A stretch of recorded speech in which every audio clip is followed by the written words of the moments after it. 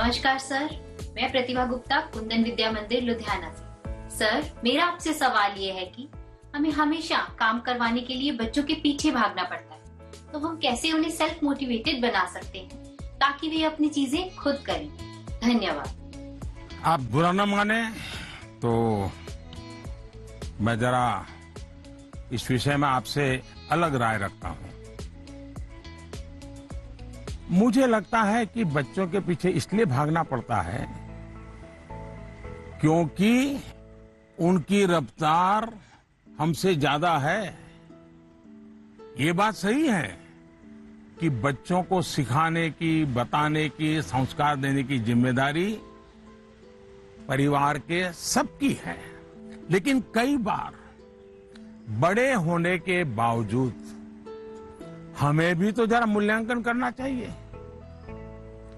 हम एक सांचा तैयार कर देते हैं और बच्चे को उसमें ढालने की कोशिश करते रहते हैं और समस्या यहीं से शुरू होती है। हम इसे सोशल स्टेटस का सिंबल बना देते हैं। अक्सर माता पिता अपने मन में कुछ लक्ष्य तैयार कर लेते हैं, कुछ पैरामीटर बना लेते हैं और कुछ सपने भी पाल लेते हैं। फिर अपने उन सपनों और लक्ष्यों को पूरा करने का बोझ बच्चों पर डाल देते हैं।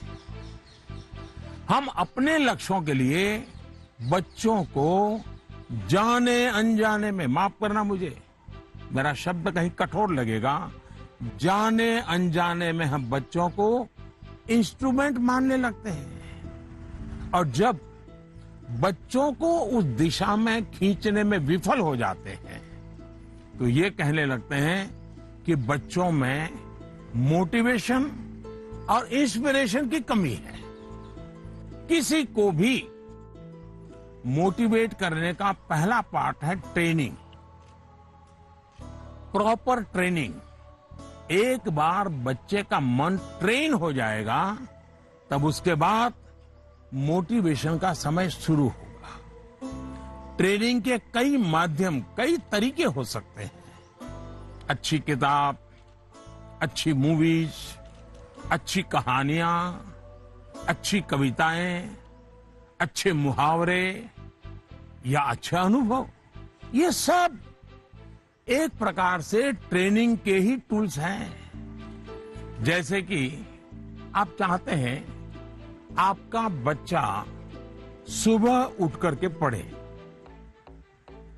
आप उसे कहते हैं, बोलते भी हैं, डांटते भी हैं, लेकिन आपको सफलता नहीं मिलती। लेकिन क्या आपके घर में कभी ऐसी किताबों की चर्चा होती है जिसमें इनडायरेक्टली सुबह उठने के फायदों की चर्चा हो? हमारे यहाँ आध्यात्मिक जीवन के लोग ब्रह्म मुहूर्त से ही उनका दिवस प्रारंभ हो जाता है और वो उसी के नॉर्म्स का पालन करते हैं। तो दूसरी ओर आजकल 5 AM क्लब की भी चर्चा होती है। क्या आपने ऐसी किसी किताब की घर में चर्चा की है या कोई ऐसी मूवी या डॉक्यूमेंट्री देखी है जिसमें इस बारे में वैज्ञानिक तरीके से, तर्कबद्ध तरीके से, इमोशंस के साथ बातें बताई गई हो? ये एक बार करके देखिए। सुबह उठने के लिए बच्चे की ट्रेनिंग खुद ही हो जाएगी। एक बार मन ट्रेन हो गया, मन में बच्चा समझ गया कि सुबह उठने का क्या फायदा है, तो फिर वो खुद मोटिवेट होने लगेगा।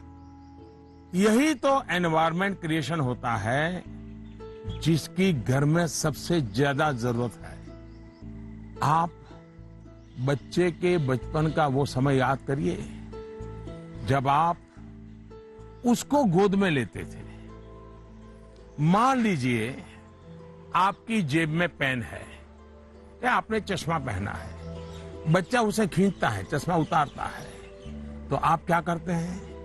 आप बच्चे को अगर चश्मा वापस लेने की कोशिश करते हैं तो वो रोता है, पेन वापस लेने की कोशिश करते हैं, रोता है, तो समझदार माँ बाप क्या करते हैं, उसको एक बड़ा बॉल उसके सामने खड़ा कर देते हैं, लेकर के खड़े हो जाते हैं। बच्चा क्या करता है, चश्मे छोड़ देता है, पेन छोड़ता है, बड़ा बॉल खेलने के लिए ले लेता है, न रोता है, आसानी से आप सॉल्यूशन निकाल देते हैं। आप उसका माइंड डाइवर्ट करके उसे ज्यादा पसंद की दूसरी पॉजिटिविटी देकर उसे मोटिवेट करते थे। ये जो काम आपने पहले किया है, जब बच्चा बिल्कुल छोटा था, वही काम आप अब भी कर सकते हैं।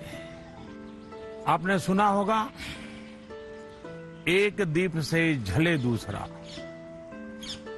आपका बच्चा पर प्रकाशित नहीं होना चाहिए। आपका बच्चा स्वयं प्रकाशित होना चाहिए। बच्चों के अंदर जो प्रकाश आप देखना चाहते हैं, वो प्रकाश उनके भीतर से प्रकाशमान होना चाहिए, और वो आपके जागरूक सक्रिय प्रयासों से संभव है। आप अपने एक्शंस में जो बदलाव दिखाएंगे, वो बच्चे बहुत बारीकी से ऑब्जर्व करेंगे। यहां एक और बात की ओर मैं आपका ध्यान दिलाऊंगा। बच्चों को कभी भी भय पैदा करके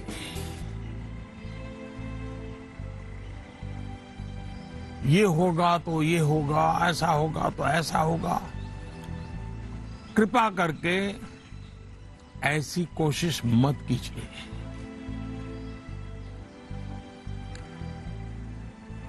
एक प्रकार से वो तरीका लगता तो बहुत आसान है, लेकिन